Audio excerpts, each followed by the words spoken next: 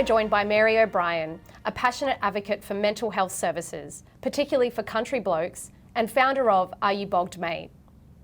Thanks for joining us today, Mary. So what is the concept behind Are You Bogged, Mate? Well, I guess it's really just using the analogy of a machine, and are we looking after it? Are we servicing it? Are we driving it too hard? When do we need to slow down? When do we need to service it? When do we need to take a break? When we think about ourselves like that, it puts a different perspective on it and particularly resonates with country blokes. Are there measures men can take to stay out of the mud, so to speak? Everyone's so busy these days, and particularly men like to put other people before themselves.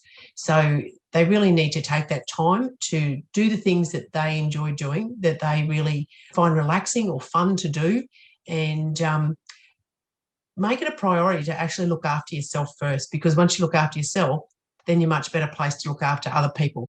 And Mary, what do you suggest is the first step for men needing a bit of help? You know, the first things you can do is talk to your mates or your family, your loved ones, because they've probably noticed that something's not quite right for you. So reach out to somebody. And I guess when people do get bogged, they tend not to reach out. So I really tend to ask the people around them to reach in. So for loved ones, what are some of the triggers to look out for? The signs and symptoms we're looking for are particularly changes in behaviour. And that's why, you know, the friends, the family, the work colleagues of people are the front line. They are the people who are seeing these things or the changes in their friends and family. So changes in diet, changes in weight, changes in sleep patterns, changes in moods, any of those sort of extreme things. We also see things that may not trigger someone to think, oh, there's something going on here. So things like cleaning out the shed and giving away possessions, quitting activities that were previously important to them. So anything that's different or out of the norm for that person are some of the signs and symptoms that we can look for. And what if a partner still won't open up about their issues? When I do talks for women, I get this question a lot. And the women say, he won't talk to me. And my answer to that is, and he may never talk to you about it. So men tend to be protectors and providers. And so they don't want to burden their wife or partner with their issues and bog them down as well, I guess. So the men tend to want to think it out, to work it out. And when they can't, and we certainly see this where they don't know what to do and they're sort of stuck, their partner knows there's a problem, but they can't convince them to go and talk to a professional. So what I encourage those partners to do is make the time for that man to go and have time with people he may talk to.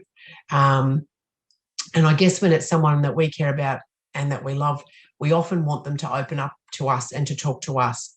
And that may not be the case. We may not be the best person for that person to open up to. So make sure they get to have time around people that they are more likely to open up to. So that might be his best mate or something. You know, make sure they go camping or fishing or playing golf or whatever it is that they do to relax and have time together. Camping's a great one because there's often a fire and blokes sit around it in the dark and they feel much more comfortable opening up in those sort of situations. And how does it feel when a man opens up and talks to you? Even if I'm just talking to someone on the phone and they offload something that they've carried for a long time, and I talk about their buckets, their emotional buckets, something that's been weighing in their bucket for many years, you can actually hear a change in their voice. And when you are physically with them, you can actually see their shoulders lift. And it is literally like a weight's been lifted off, that they've actually been able to get that out, unburden themselves with that. And it's just like, great, we can just, it's part of the process of unpacking that and letting it go and leaving it behind. Thanks so much, Mary. It's great to see your commitment to supporting rural health and helping families across Australia. No, thank you very much for having me. It's been great. It's a huge issue, isn't it? It is, Ben, and it's great to see someone so passionate and making a difference.